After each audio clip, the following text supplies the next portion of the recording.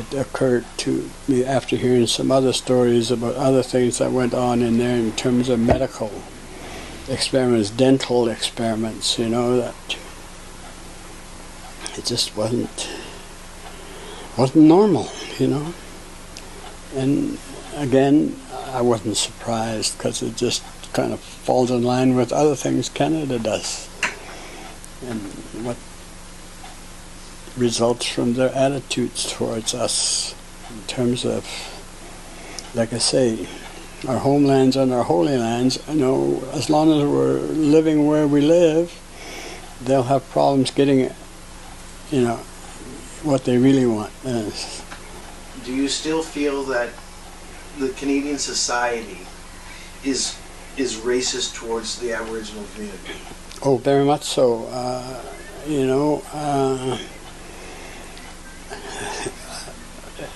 We experience it daily, Restaurants, my nieces and I were talking about here in these stores in North Vancouver, some sales staff just ignore us when we're in those stores. They'll see somebody else and go and help them. They'll see us and they just kind of leave us alone, and we have to go and seek people out to find out things like that. And that's pretty common. And I know I've been in restaurants over the years where I've sat down and waited for service, and other people come in behind me and get served right away, and all that kind of stuff happening, I remember visiting friends in Maine and Hastings. A cop walked up to me and said, "You're an Indian, aren't you?" And he said, "What are you doing here?" And I said, "What does it look like?"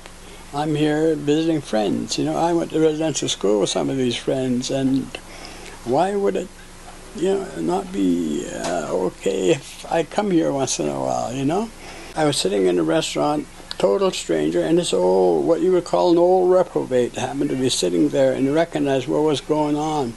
Came and tapped me on the shoulder and says, "Sonny, come with me. I'll take you to a place where they don't ignore you, because you go and help yourself." It was, in those days, it was called White Lunch Cafeteria. You went and served yourself and paid for it, So that was incredible, I thought. That's one of my early childhood memories of being the first time in the city. This old guy who people would treat as drunk and good for nothing, was the kind of guy who just, looked out for a little boy. That was rare. And like I say, I don't think that will happen to him, because people are a little bit more subtle and a little less overt in terms of how they treat kids and people.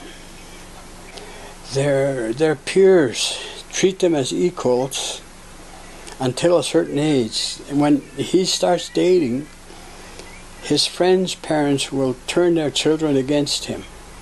And that's what happened to my kids when they were growing up in White Rock. As long as they were just pals, but when they started dating is when other parents started to say, "I don't want you to hang out with that girl or that guy anymore," So it's, things like that goes on. And